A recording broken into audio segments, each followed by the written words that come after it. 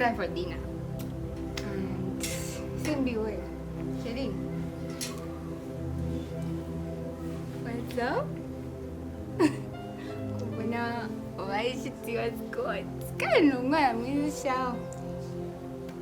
Uskunu twagenda ahantu hose bakamukunda.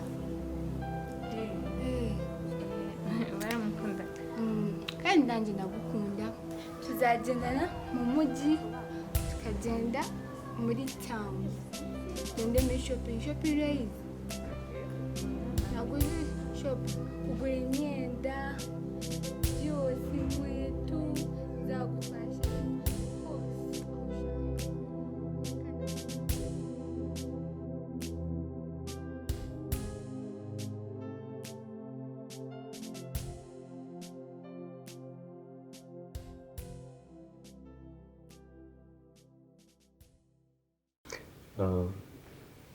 Isimbi rero impamvu nkuzanye hano ngo twicarane kandi uri mu cyumba ndashaka kubwira ikintu kimwe. Ndagiye nubwo nagiye kure, ngiye muri Kenya kubera impamvu zihutirwa. Nagira ngo mbwire ko ngiye kugenda n'ubundi nk'uko nabitangiye mbivuga. Mu gihe nahari niyumve ko usigaye wenyine, kuko nanjye ubwanjye kuba mvuye iruhande rwe ndabizi ko bimpangayikishije umutima nubwo nta bundi buryo nari kubikora. So wihangane, ndabizi ko nawe ubuzima utari kunyumvamo hano ntabwo bworoshye. Mu gihe gito ngiye kuhamara rero bizangora kuba ntari kukubona kandi uzi ko nawe bizakugora mu bintu bimwe cyangwa ibindi. Ubimenyere rero. Impamvu ngo usezeye wenyine nta wundi muntu mbwiye, kugira ngo basi ubyumve neza ko ngiye ubashe no kubyakira umutima wawe, sibyo? Ngiye kugenda, ntabwo ndi butinde ngo mare igihe kinini, ariko uze kumenya ko nahari basi n'ibyo ukora byose ubikore nkawe bizi ko nari muri uru rugo. Ntabwo uzatinda se, uzamara nk'umwaka. Oya Isimbi, gahunda ngiye izamara iminsi 3 yonyine. Nyuma y'iminsi 3 uzahita ngaruka mu rugo. Gusa ndabizi ko wenda bivanye nuko muri iyi nzu tubanye njyewe nawe, iminsi 3 ndabizi ko ari igihe kinini, habe kuri njyewe no kuri wowe. So ariko nanone ni igihe gitoya, ugomba kuyakira ukayimenyera ko ni nk'amasaha 3 tubifate gutyo, sibyo? Twese twumve ko nta kibazo, sibyo? Rero nanze kugenda nakubwiye kugira ngo ejo utazabyuka ukampamagara cyangwa ukanegereza kuri bwumve ijwi ryanjye mu itonzi kukubyutsa kandi nahari, sibyo? Yego nta kibazo. Wibuke ko ari umuntu wenyine mvuze ko ubizi ko ngiye kugenda. Uzaba mbivuze bikubwiye? Urizi? Urizi? Oya. Ntabwo uyizi. No kugira ngo usigare uri safe.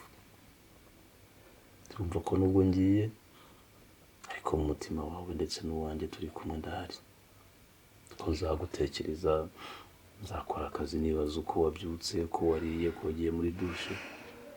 Ndabizi bizangora kukurusha uko bizakugora wowe. Ariko nanone bava kure y'amaso ntabwo ari kure y'umutima ndahari, sibyo? Uzihangane. Nta kibazo Scott, nta kibazo, njye meze neza. Meze neza. Meze neza, urugendo rwiza, Imana izakurinde, uzagenda amahoro, ugaruka ayandi. Thank you. Imana izakube hafi. Murakoze.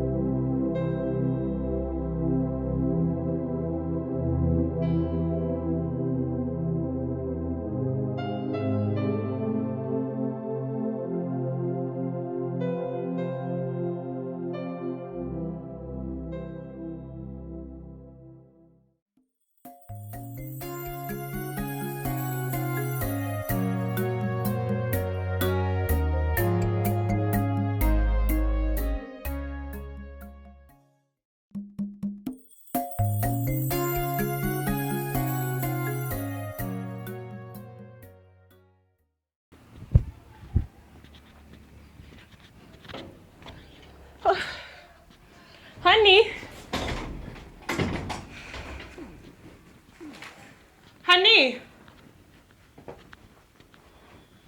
So.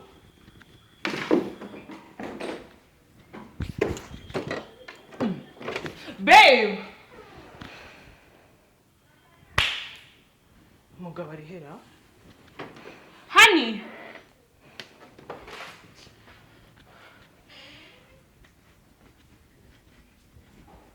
Ese. Scott ari he? None se ntabwo uzi ko yagiye hanze? Ngo?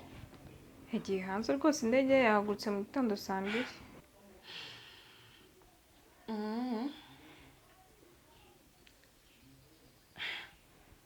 Ndumva rero ari wowe usigaye umunyamabanga wiwe. Nuko ko Imana ndarengana. Twebwe yatubwengewe na Fifi atubwa ko agiye kugenda mu gitondo rwose saa 2 nibwo indege yahagurutse, twanazindutse cyane. Isi. Scott yagiye cyangwa uri kunyishira kugira ngo umve amagambo mvamo? Nuko ko Imana yagiye. Ahubwo ngende umwe ukuntu utabizi. Wow. Noneho ndabona n'imyenda yiwe yayigusigenga ari usigara yambara. Ndabona imyenda yiwe valise ye yose menya yayigusigera kubwira ngo uje yambara. Uhindure buri saha buri munota. Njyewe se? Hanyuma umupira wambaye n'uwande ntagaru wa Scott. Uyu se Mana, nuko nenzi ko nambaye wa Fifi. Waretse kunkoroga naguye mu cyumba n'ukuri kw'Imana. Ntabwo hanyuma imyenda ya Scott igira mu cyumba cya Fifi gute? So wayijyanyeyo? Mana yanjye, nuko kw'Imana ntago ari njye mba nayitwaye. Ndeke no kuvuga rwose ngo umunyamabanga we. Ahubwo byose ndumva ibintu byose mwarahuje mwabaye umwe. Oya. Ariko n'umudi humura ntago mageno kuko ntago azatinda, ashaka no kumara nk'iminsi 4 cyangwa 5. Nundi ntago azatinda. Nuko ye. Ako isi nzakubwiza iki koko? Ye? Hari indi myenda utegereje kwambara itariye? Nuko Imana nta mwenda we nafashe. Nuko Imana nta mwenda we nigeze mfata. Rero ikintu nkwagira nicyo ngicyo. Ukuntu ba wigize nkaho nta kintu na kimwe. Ukuntu reka nkubwire turi hano twenyine. Nakwica nkanagushyingura ntihagire n'umumenye naho nagushyize. Yes. Kamwihorera. Isi.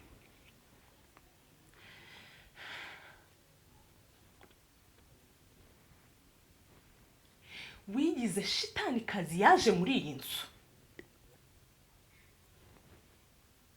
Akumurikira nawe ntabwo muzi. Uranyumva neza? Uranyumva? Ndagira nkubwire nongere mbisubiremo. Iyo nkubonye numva umubiri wanjye umungwa gahoro. Imitugira uhereza Scott. Utayigabanya. Njyewe ubwanjye nzakwigicira ubizi neza. Ujye uryama ufite amakintu ku isaha n'isaha. Njyewe ubwanjye nzakwigicira nta n'uzamenya naho nagushyinguye. Kuko Imana nta mitima. Cyakoze hari igihe njye numvaga ari kunywa paracetamol. Ngo paracetamol? Ubyumva ute? Babivuga. Inundi yaranje mu cyumba mbwira Fifi ngo namuhe imiti ya paracetamol byonyine. Isi, ayo marira yawe antera umwako. Antera umwako. Ku buryo nshaka no gusohoka no hanze bakangonga.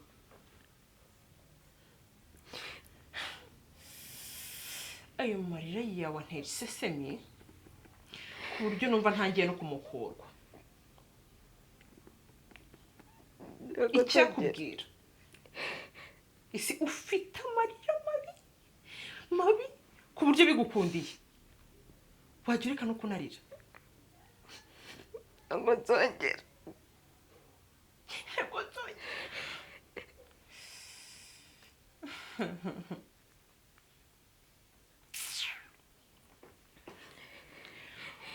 Isi.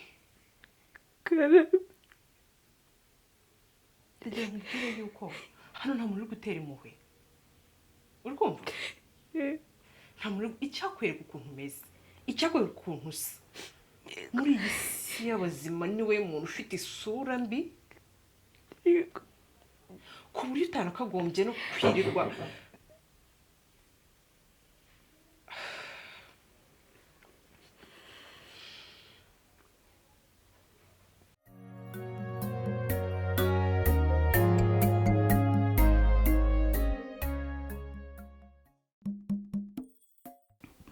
nukuri nuko mba nabuze uko mbigenza nkihangana ariko nabo bigeraho nkumva birandenze pe nawe ibaze yewe ikintu numvise nkumva ni ikintu mu by'ukuri kidasobanutse nakumye kwibaza nkumva giteye n'isesemi sinumva ukuntu umuntu afata sheri we bitegura no gushyingiranwa agafata urugendo umuntu atabizi byarangiza sheri we akabibwirwa n'imburuburu bacumbikiye mu rugo ibyo bintu birimo agasuzuguro kadasanzwe ongeraho yuko Scott namuhamagaye akambwira ngo nta kosa afite ngo nuko ngo yari iminsi mike umuntu duteganya kubana nta kosa afite ngo ni iminsi mike ngo yumvaga atazatinda hanyuma akajya kubibwirwa uriya mwana rero buri kuri umureba si ibintu bijeje cyangwa ejo bundi uriya mwana ni ikigoryi kuva kera no mu ishuri ubwaryo mwarimu yashoboraga kuhamamagara bitewe n'ikibazo cyabaye nahagera nkajya gusobanura nk'umubyeyi bamuhaye wikendi ariko nkajya kumva mvugiyemo imbere y'abantu akankoza isoni ni umuhanga mu by'ishuri ariko ni injiji mu buzima busanzwe urumva ikintu cyagitangaje giteye n'isesemi sinumva ukuntu umuntu ugukunda ashobora kuva mu rugo utabizi bikamenywa n'ingegera mucumbikiye ikindi kintu nanone ndi kubona muri uru rugo nkabona ntigisanzwe nshaka guhagurukira nkakirwanya pe nivuye inyuma nk'inopfu jye sinumva ukuntu muterura ishyano nka ririya ryahumye amaso ry'indi ndagira mukaza kutireka mu rugo none iryo shyano rikaba rigiye kuba ariryo nyirabayazana mu kugira ngo musubiranemo ibi bintu ni ibiki koko ahubwo se ntiwumva ubundi ibibazo byose mfitanye na Scott uriya mukobwa ataraza twe twimereye neza nta kibazo dufite ariko uriya mukobwa aho yaziye muri uru rugo mana yanjye ntabwo nkisinzira areba ukuntu nabaye narananutse nashizwemo ariko rero nawe kamubwira hari icyo nawe nkunenga ubundi nkawe uba witegurira kuba umugore mu rugo ugomba gutangira kurwanya ibintu byose bishaka kuzaguhungabanya n'umugore hakiri kare sinibaza ukuntu wemeye yuko sikotaza n'undi mugore mu rugo rega buriya ni ikindi kibazo nabigezemo uruhare se urumva ngo bari barimo baragenda ngo bahura nawe mu nzira ngo bagiye kumugonga Scott kwa kundi kwiwe abaramuzanye umukobwa ntabwo abona ntabwo agira ariko araza akicara hano mu ntebe agashyiramo agakanzu kagera aha mbese narayubewe nkasanga nasohoka nakinjira ngasanga yisize make-up nkaza akambeshya ngo ni fifi wazimusize nkibaza bikancanga kandi Scott sinzi ikintu uriya mukobwa yamuhaye pe ariko njyewe n'ikintu kwicara uvuga ngo uriya mukobwa yikantera isesemi nkumva ngiye no kuruka isimbi ntabwo nzi ikintu yahaye Scott tekereza yuko Scott mu gihe cyashize nta kintu yamuhaye kindi ahubwo nawe mbona ibyo ashaka kugira nk'injiji nkakubwira umuntu ashaka gupfa amaso ariko ntabwo ko yapfuye umutima none se umuntu w'impumyi adaprofitiye ku muntu wamufashije ngo amuzaniwe yaprofitira kuri inde ndetse mugabo ajya gutoragura umugore wahumye babishoboka sinakora ntacyo mba nakoze icyo gukora ni ukubwira siko tuti nona ino mu ndayita hanze utabyemeye genda sohoka urumva najya ngo iteye hejuru yuzampamagara ishyano rigiye gusenya urugo ryahumye ry'inindagire ry'imutindi narabikoze Scott arambwira ngaho kugira ngo yirukane isimbi ngo njyewe nagenda ndanamva icyo kintu tare we ngo wowe wagenda ubundi mami byose arabizi ubundi uriya mwana arareba akabona reka no kujya kure tazajya ngo nanjye ndimo ndashaka kuguhinda niyo yayo kandi uri umukajana wa famiye mva uriya mwana ahantu abiri igicucu mubwira reba gufata umukobwa ufite amatako nk'aya ngaya akasari urumva noneho ugasanga umugore nk'uyu ufite ijosi ry'umurenga w'umutemero se kagurya ukamusimbuza indindagizi y'umutindi yatoraguye ku nzira uriya muntu ntakora muri Médecins Sans Frontières ntakora muri Croix Rouge barakabaho n'indi miryango atoragura impumyi zana mu rugo rwawe gute ahubwo se nyine wabimfashijemo byibuze mwebwe ubwo nagakeka gufasha hano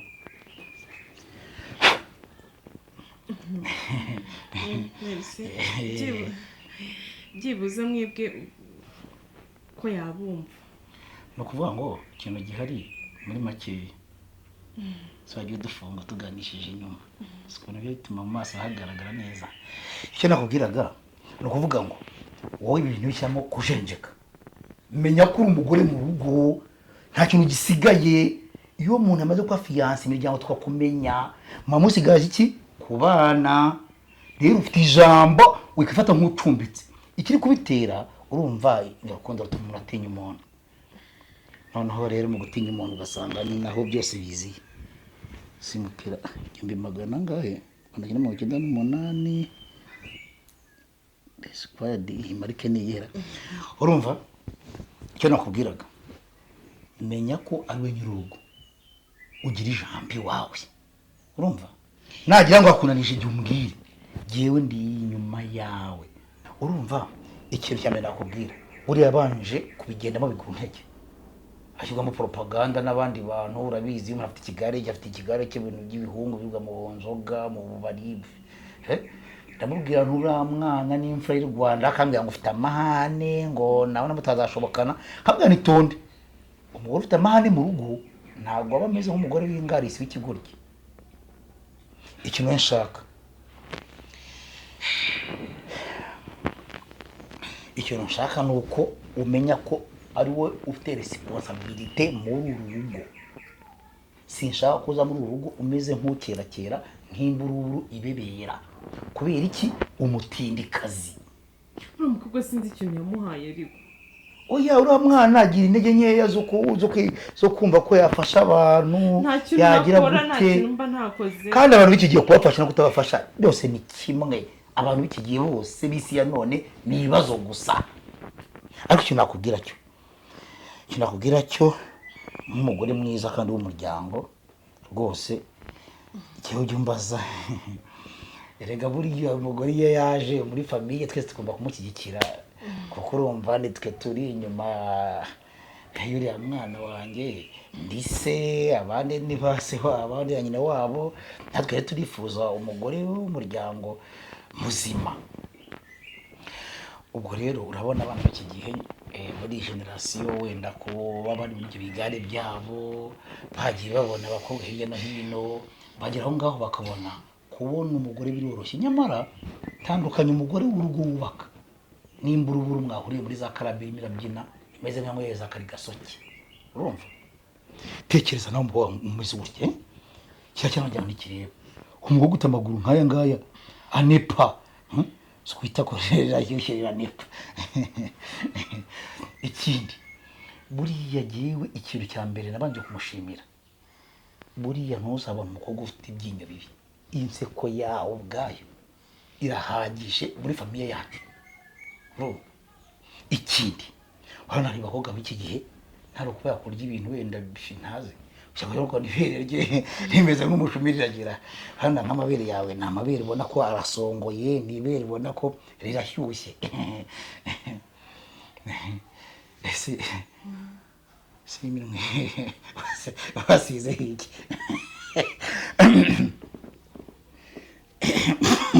Erega uri famille uriya jya witondera, so ubukwe ni ikintu gikomeye. Bizo nagaje gufata kungufu, aje gufata kungufu. Bona njangaka Oya papa Fifi, oya rwose nanga nibyo oya. Ujye ubwoba. Oya mbabarira.